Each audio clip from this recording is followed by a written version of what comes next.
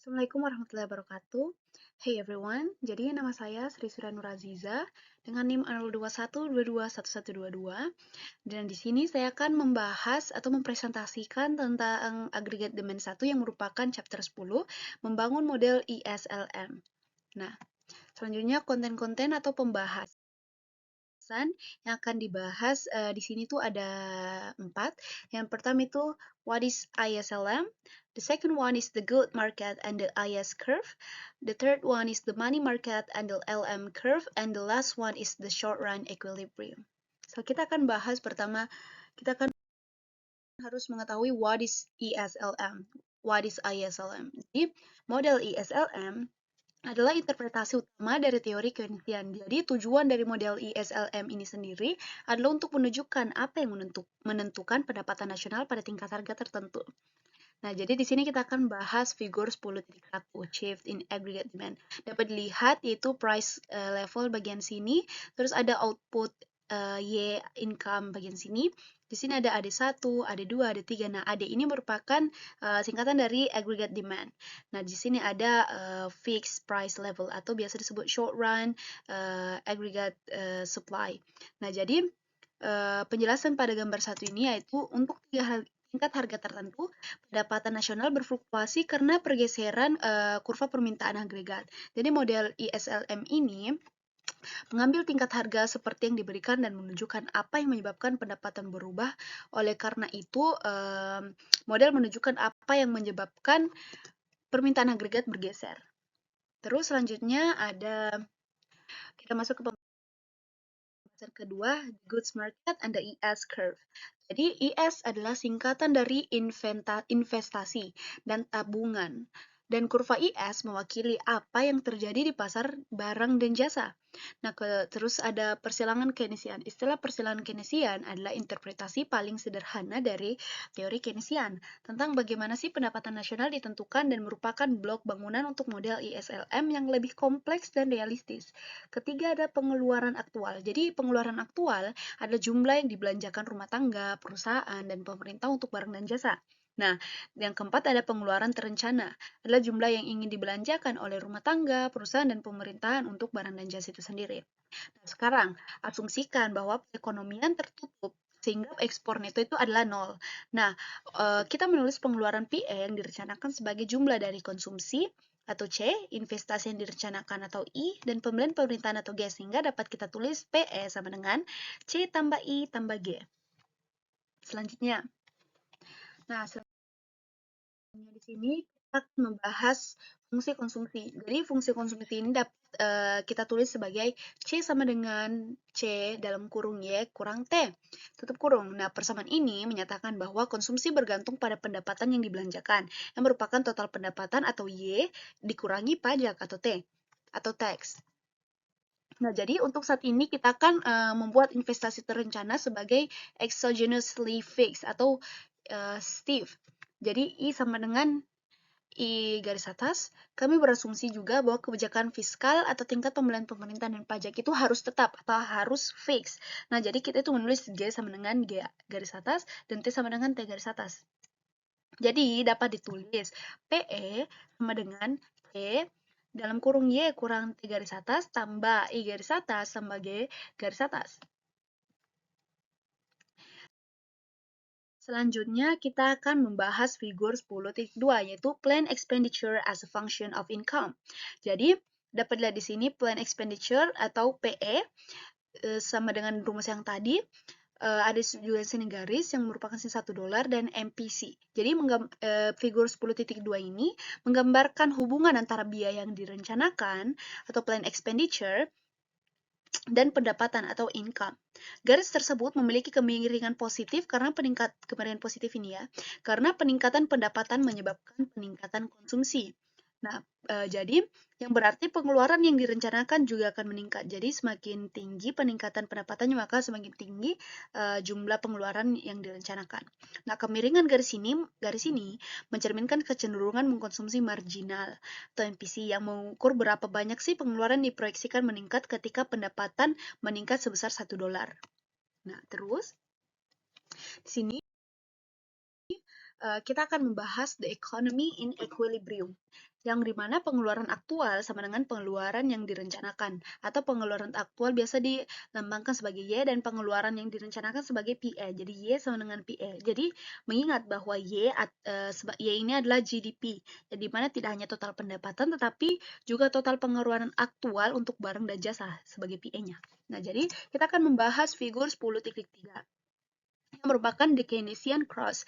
Nah, di sini ada actual expenditure atau pengeluaran aktual dan planned expenditure atau pengeluaran yang direncanakan. Pengeluaran expenditure itu Y sama dengan PE dirumuskannya, dan planned expenditure PE sama dengan rumus yang tadi. Nah, jadi penjelasan untuk gambar ini yaitu sebagai garis 45 derajat yang bagian sini ya, 45 derajat dapat dilihat di sini yang menunjukkan titik-titik di mana kesetimbangan terjadi. Jadi merencanakan fungsi pengeluaran yang diproyeksikan, diagram ini adalah bagian dari pendekatan persilangan Keynesian. Equilibrium ekonomi ada di titik A. Nah, di titik A ini nih, di mana fungsi pengeluaran yang diproyeksikan memotong garis 45 derajat yang ini. Nah, selanjutnya kita akan membahas the adjustment to equilibrium in the Keynesian cross, figur 10.4. Nah, jadi di sini dapat dilihat unplanned drop in inventory causes income to rise. Di sini ada actual expenditure atau pengeluaran aktual dan pengeluaran terencana, planned expenditure, yang dimana bagian dari sini nih jaraknya ini merupakan unplanned inventory accumulation causes income to fall, menyebabkan pendapatannya itu jatuh. Dan unplanned drop in inventory, jadi jika yang tidak direncanakan itu jatuh, maka menyebabkan pendapatan naik.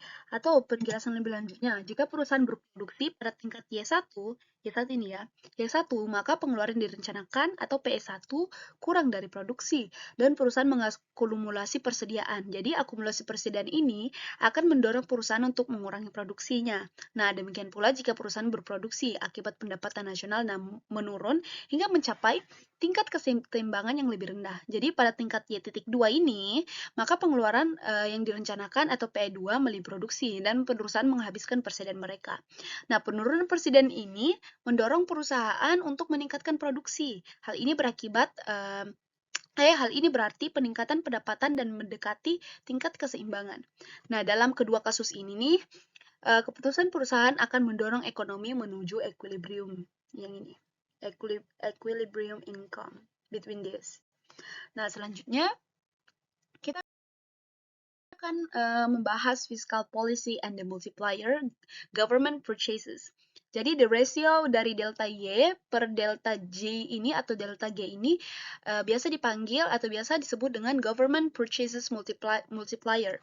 Jadi pada figur 10.5 ini, kenaikan belanja pemerintah sebesar delta G meningkatkan pengeluaran yang direncanakan sebesar jumlah tersebut untuk setiap tingkat pendapatan tertentu. Equilibrium bergerak dari titik A ke titik B dan pendapatan naik dari titik Y1 ke titik Y2. Nah, perhatikan bahwa kenaikan pendapatan delta Y yang ini melebihi kenaikan belanja pemerintah atau delta G. Nah, dengan demikian kebijakan fiskal memiliki dampak berganda terhadap pendapatan. Nah, selanjutnya di sini ada rumus, yaitu initial change in government purchases yang disebut dengan delta G. First change in consumption itu rumusnya MPC dikali delta G. Second change in consumption itu rumusnya MPC kuadrat dikali delta G. Third change in consumption yaitu MPC pangkat 3 dikali delta J. Jadi penjelasan seperti ini. Jika peningkatan belanja pemerintah meningkatkan pendapatan, hal itu juga akan meningkatkan konsumsi dan seterusnya. Nah, proses dimulai ketika pengeluaran naik sebesar delta G yang mengimplikasikan bahwa pendapatan juga naik sebesar delta G. Kenaikan pendapatan ini pada gilirannya meningkatkan konsumsi sebesar MPC dikali delta G dan seterusnya ke first change, second change, third change, and so on. Selanjutnya, jadi dapat dikatakan, jadi rumus dari efek total pada pendapatan ini adalah delta G sama dengan dalam kurung 1 tambah MPC kuadrat, MPC pangkat 3 tambah dan seterusnya, and so on dikali delta G. Nah, pengganda pembelian pemerintah ini rumusnya ada juga, yaitu delta Y per delta G sama dengan 1 ditambah MPC, tambah MPC kuadrat, tambah MPC pangkat 3, dan seterusnya, and so on. Atau bisa juga dirumuskan sebagai delta Y per delta G sama dengan 1 per dalam kurung 1 dikurang MPC. Atau begini, kita beri contoh satu, yaitu misalnya jika kecenderungan mengkonsumsi marginal adalah 0,6, maka pengalinya adalah delta Y sama dengan delta J, yaitu 1 ditambah, karena sini 0,6 maka ditulis 0,6 tambah 0,6 kuadrat, tambah 0,6 pangkat 3, tambah seterusnya. Jadi, 1, atau biasa pakai rumus yang satunya, 1 per dalam kurung 1 dikurang 0,6 yang menghasilkan 2,5. Nah, jadi begini cara mencarinya. Selanjutnya kita akan ke fiscal policy and the multiplier bagian taxes atau bagian pajak. Di sini penurunan pajak sebesar delta T meningkatkan pengeluaran yang direncanakan sebesar MPC dikali delta T untuk setiap tingkat pendapatan tertentu. Equilibrium bergerak dari titik A nih. Kita sekalian membahas figur 10.6 ya.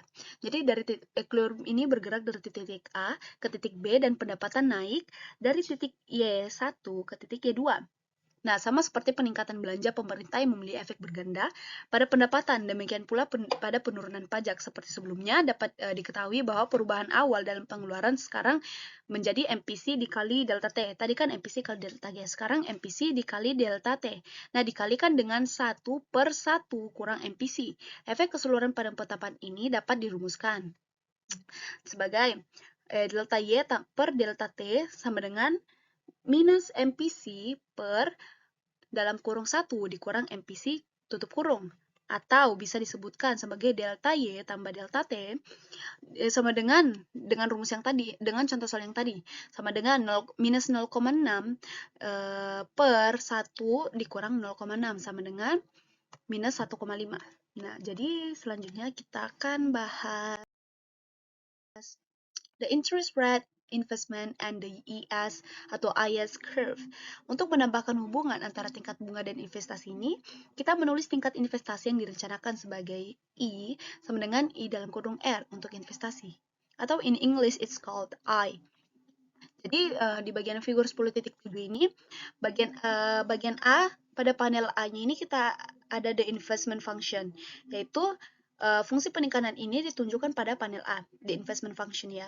Dari gambar 10.7 ini, karena suku bunga adalah biaya pinjaman yang dimaksudkan untuk membiayai proyek investasi, menaikkan suku bunga akan mengurangi investasi yang direncanakan. Jadi pada gambar ini akan menunjukkan bahwa menaikkan suku bunga akan mengurangi investasi yang direncanakan. Terus selanjutnya pada panel B, bagian B gambar 10.7 ini, perubahan fungsi pengeluaran yang direncanakan akan menyebabkan tingkat pendapatan turun dari Y1 ke Y2. Di sini dari Y1 ke Y2. Oleh karena itu, kenaikan tingkat bunga mengurangi pendapatan. Jadi kurva IS yang ditunjukkan pada bagian C ini, the IS curve, akan merangkum hubungan antara tingkat bunga dan tingkat pendapatan tadi.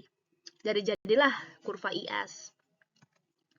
Nah, selanjutnya kita masuk ke figur 10.8, yaitu how fiscal policy shift the ES curve. Jadi bagian A-nya.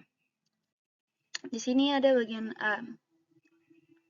Salib penisian pada gambar A menunjukkan bahwa perubahan kebijakan fiskal ini meningkatkan pengeluaran yang diproyeksikan sehingga meningkatkan pendapatan equilibrium dari Y.1 ke Y.2 nih.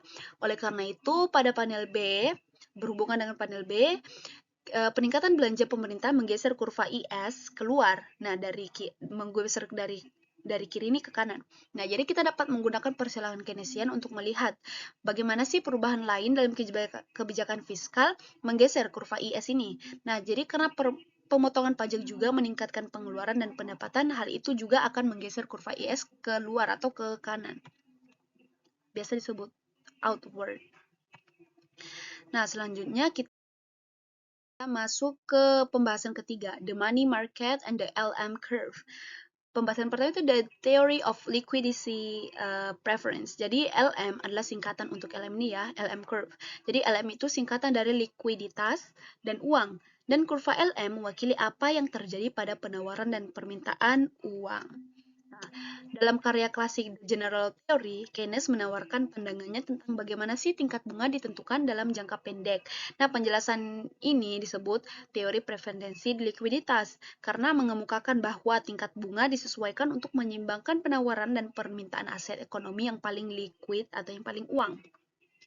Nah, jadi jika M adalah penawaran uang, M untuk uang, dan P adalah tingkatan harga, maka M per P adalah penawaran keseimbangan uang real. Teori preferensi likuiditas ini mengasumsikan adanya persediaan tetap dari saldo uang real, yang itu sendiri adalah rumus ini.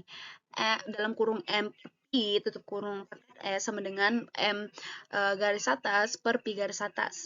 Nah, jadi penjelasannya, jumlah uang beredar M adalah variabel kebijakan eksogen yang dipilih oleh bank sentral nih, seperti Federal Reserve. Nah, tingkat harga atau P ini juga merupakan variabel eksogen dalam model ini. Asumsi ini menyeratkan bahwa penawaran keseimbangan uang real adalah tetap dan khususnya tidak tergantung pada tingkat bunga. Nah, selanjutnya yaitu figur 10.9. Kita akan bahas 10.9. Jadi the theory of liquidity preference. Jadi penawaran dan permintaan keseimbangan uang real menentukan tingkat bunga. Kurva penawaran untuk keseimbangan uang real ini berbentuk vertikal. Nah, ini vertikal karena penawaran tidak bergantung pada tingkat bunga. Nah, sedangkan kurva permintaan ini atau kurva demand ini miring ke bawah karena tingkat bunga yang lebih tinggi akan meningkatkan biaya memegang uang dan dengan demikian menurunkan kuantitas yang diminta. Nah, pada tingkat bunga equilibrium, jumlah keseimbangan uang real yang diminta sama dengan jumlah yang ditawarkan. Selanjutnya kita akan bahas nih figur 10.10, yaitu a reduction in the money supply in the theory of liquidity preference. Jadi, penjelasan dari figur 10.10 ini yaitu jumlah uang beredar atau jumlah uang beredar real akan bergeser ke kiri. Seperti yang ditunjukkan pada gambar 10.10 nih, bergeser ke kiri. Nah, jadi tingkat bunga equilibrium ini meningkat dari R1 ke R2. R1 ke R2 nih. Dan tingkat bunga yang lebih tinggi membuat orang puas untuk memegang uang real dalam jumlah yang lebih kecil nih. Nah, hal sebaliknya akan terjadi jika Fed tiba-tiba meningkatkan jumlah uang yang beredar. Jadi menurut teori preferensi likuidasi ini, penurunan jumlah uang beredar meningkatkan tingkat bunga, dan peningkatan jumlah uang beredar menurunkan tingkat bunga. Nah, selanjutnya ada income money demand and the LM curve. Jadi, pertanyaannya, bagaimana perubahan tingkat pendapatan perekonomian Y mempengaruhi pasar untuk keseimbangan uang real? Jadi, jawabannya simpel, yaitu bahwa tingkat pendapatan mempengaruhi permintaan akan uang. Jadi, ketika pendapatan tinggi, pengeluaran tinggi, sehingga orang melakukan lebih banyak transaksi yang membutuhkan penggunaan uang. Dengan demikian, pendapatan yang lebih besar menyeratkan permintaan uang yang lebih besar. Kita dapat mengungkapkan gagasan ini dengan menuliskan fungsi permintaan uang sebagai, yakni M per P pangkat D sama dengan I kali sama dengan L dalam kurung R kali Y tutup kurung. Jadi untuk kuantitas keseimbangan uang real ini yang diminta berhubungan negatif dengan tingkat bunga dan berhubungan positif dengan pendapatan. Selanjutnya kita akan bahas figur 10.10 yaitu menurunkan kurva LM. Nah, jadi pada 10.10 ini terbagi menjadi dua panel, yaitu panel pertama The Market for Real Money Balance dan panel kedua The LM Curve. Jadi untuk penjelasannya nih, pada panel A menunjukkan pasar untuk keseimbangan uang real, peningkatan pendapatan dari Y1 ini ke Y2, meningkatkan permintaan uang dan dengan demikian menaikkan tingkat bunga dari R1 ke R2. Nah, agak jelas. Jadi untuk pada panel B menunjukkan kurva LM. Ini kurva LM ini yang merangkum hubungan antara tingkat bunga yang tadi dan pendapatan. Semakin tinggi tingkat pendapatan, semakin tinggi pula tingkat bunga. Atau di sini ada the LM curve summarize this change in the money market equilibrium. Dari sini dari Y1 ke Y2. Nah, ini agak berhubungan kedua ini. Nah, terus yang ada figur 10.12 yaitu a reduction in the money supply shift the LM curve upward. Nah, jadi ada dua panel lagi yaitu the market for real money balance untuk panel A dan the LM curve untuk panel B. Nah, untuk penjelasannya itu sendiri, panel A menunjukkan bahwa untuk setiap tingkat pendapatan Y, penurunan jumlah uang beredar meningkatkan tingkat bunga yang menyeimbangkan pasar uang. Oleh karena itu, kurva LM pada pasar B ini akan bergeser ke atas. Gitu. Nah, selanjutnya kita masuk ke pembahasan keempat, terakhir, the short run equilibrium. Jadi, equilibrium ekonomi sendiri itu adalah titik di mana kurva IS dan kurva LM akan berpotongan. Nah, jadi titik ini nih memberikan tingkat bunga R dan tingkat pendapatan Y yang memenuhi kondisi equilibrium baik di pasar barang maupun di pasar uang. Jadi, dua persamaan dari model ISLM ini ada dua. Nah, ini. Untuk model IS sendiri yaitu Y sama dengan C dalam kurung Y kurang T tutup kurung tambah I dalam kurung R tambah G. Untuk LM itu sendiri merupakan M per P sama dengan L dalam kurung R kali Y tutup kurung. Jadi model mengambil kebijakan fiskal G dan T, kebijakan moneter M, dan tingkat harga P sebagai eksogen. Nah, mengingat variabel eksogen ini, kurva IS memberikan kombinasi R dan Y memenuhi persamaan yang mewakili pasar barang dan kurva LM memberikan kombinasi R dan Y yang memenuhi persamaan yang mewakili pasar uang. Selanjutnya, kita akan bahas figur 10.13. Nah, untuk figur 10.13 ini penjelasannya. Pada gambar 10.13, equilibrium ekonomi adalah titik di mana kurva IS dan kurva LM berpotongan. Ini nih, equilibrium kan. Nah, poin ini memberikan tingkat bunga R dan tingkat pendapatan Y memenuhi kondisi equilibrium baik di pasar barang maupun pasar uang. Dengan kata lain, pada persimpangan ini, konsumsi real sama dengan pengeluaran yang direncanakan dan permintaan uang real sama dengan penawaran. Makanya di equilibrium. Selanjutnya, nah ternyata sudah sampai akhir, jadi kurang lebihnya mau dimaafkan. Wassalamualaikum warahmatullahi wabarakatuh.